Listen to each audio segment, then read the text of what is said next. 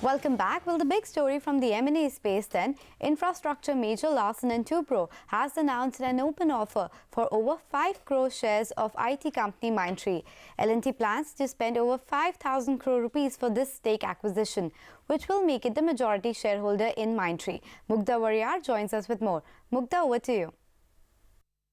L&T has brought out a letter for an open offer to acquire up to 31% stake in Mindtree, and the company looks to acquire 5.13 crore shares in the company for rupees 980 per share, and it has plans to launch the open offer on June 17th and close it by June 28th.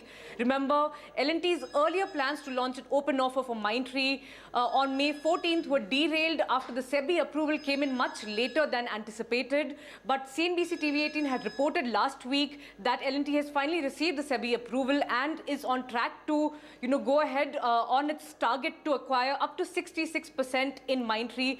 Remember, it has already acquired 19.96% from VG Siddhartha and Coffee Day in Mindtree on April 30th, and has been consistently picking up shares via the open market. And currently, L&T's stake in Mindtree stands at 28.9%. So all eyes now on the Mindtree Independent Directors Committee and the recommendations that will bring out on the value, 980 per share value. The recommendations are supposed to come in by June 13th. We understand that the Mindtree IDC has not met so far and are expected to meet only early next week. We have reached out to Mindtree IDC head Apurva Purohit and are still to hear back. Well, after default followed by downgrades, DHFL was down another 11% in trade on Friday. But the company's chairman, Kapil Vadhavan, says it remains solvent and generating cash flows. They are about to make all the repayments within the 7-day grace period and remains also confident of finding a buyer in a couple of weeks. Come September last year, 2018, yes, we abruptly got caught into a liquidity jam. And I'm not talking about just DHFL, it was the sector as a whole, both the NBFCs and HFCs. Post that, right till today, all the market participants have found it extremely difficult to go out and raise fresh resources from the marketplace. DHFL has had a strong history and standing with, more than 30 banks in the country, whether it's in terms of term loan borrowings or going out and selling down loans to them, which has been much appreciated by the industry, by the participants, that the quality of assets has been of absolutely pristine value. It's not a solvency issue at all. I think this misnomer, and I've heard some of the market experts talk about solvency issues, about DHFL being tagged with some of the other companies which have had similar problems from different sectors. We are a financial institution. We have underlying assets which keep on giving us cash flows even till today, and will continue to do so. Now, if you abruptly stop the lending activity for a large institution like us having more than 1.25 lakh crore AUM, and expect me to start paying down the liabilities of all my creditors, even a bank today, in that situation would not survive. The company is firstly not insolvent, it's a solvent company. We continue to get cash flows. The actions taken by the rating agencies post January,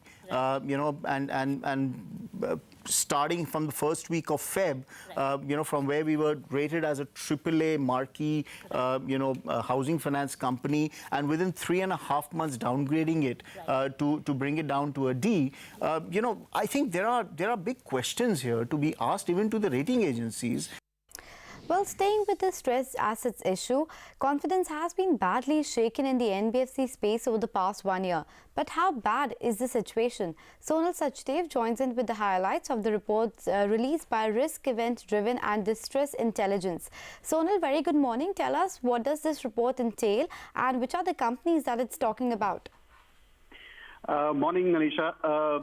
See, first to caveat, this is a report from RED, an agency that sort of tracks, research house that tracks Asian and emerging sort of markets, and we can't vouch for the contents.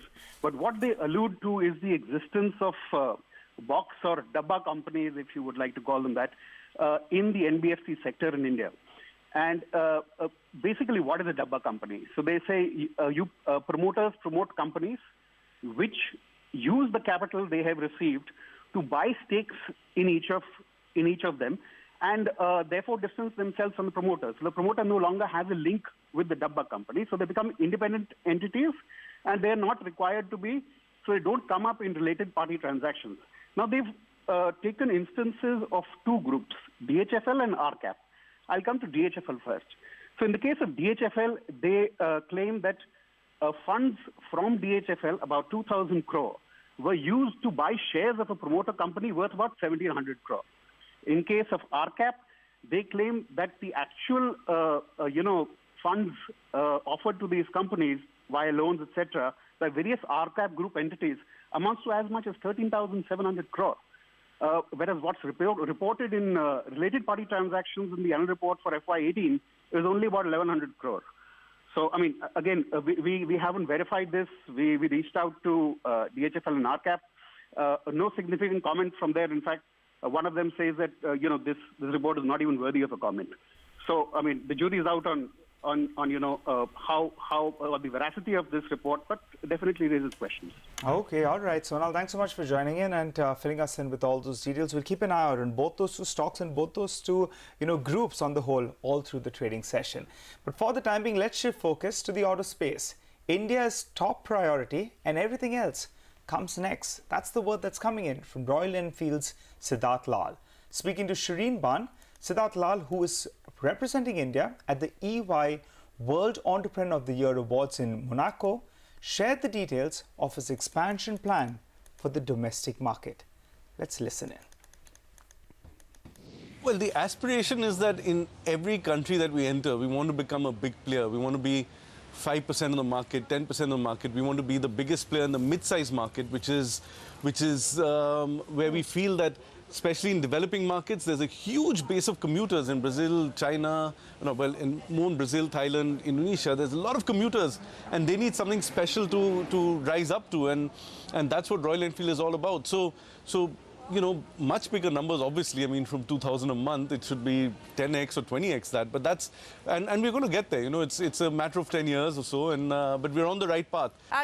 One concern that that investors may have is that as you try and expand your global presence and this aspiration of creating a global brand, are you perhaps going to ignore the domestic market? And I'll ask you that in the context of the fact that you're still about 6% of market share here as far as the domestic market is concerned. So where does India fit into this aspiration and the strategy in the next decade? I mean, I should have said that before, because there's absolutely no question about it. India for us is market number 1, 2, 3, 4, 5, and then after that comes everything else. So there's no question at all that India is going to be the top priority for decades to come. It's also the base and the foundation on which we have the strength to go anywhere else. So we have to, India is our strength. India is where our home market is, and it's a huge home market. So any motorcycle, just as an example, any new motorcycle that we develop, even our 650 twins, the reason they're 650 and not 800 or 1000 cc, for example, is that we wanted it to be relevant to India. And you can see that already, that our existing 4 million customers of Royal Enfield, they're really warming up to our 650 twins. But honestly, if it was much bigger than that, if it was much more expensive than that, we wouldn't have been able to make it. So the India strategy is absolutely critical core to Royal Enfield and its global ambitions. Okay, let me try and get more color on the India strategy, because as you pointed out, that's the number 1, 2, 3, 5, 10 market, at least as of now, as far as Royal Enfield is concerned. What is it going to be driven by? Is it going to be driven by better distribution? Is it going to be driven by trying to sort of go in there and plug whatever the geographical gaps that you see in the market? How much of it is going to be driven by product, Siddharth, is the question that I have for you. Well, it's got to be both. There's no question about it. But and even Vinod Dasri, who's joined us recently as CEO, has taken firstly the India side, and we've been spending a lot of time on that as the core area. And there we break it up into two. We have the highest potential, maybe the northern belt, which is undersaturated, relatively poorer part of the country, where it is much more about distribution. So we're getting deeper and deeper into markets like UP and Madhya Pradesh and Bihar and Rajasthan and even Orissa, Andhra, West Bengal. We're going to have many hundreds of those stores coming up in this year itself, which are smaller format stores, which can help us getting deeper into the heartland markets in India. Whereas in the more mature markets, like let's say Kerala or Punjab or Karnataka and Maharashtra, there we have already very good distribution, so there's going to be more product-led. Okay, so interesting commentary coming in from Sid Lal of Aisha Motor.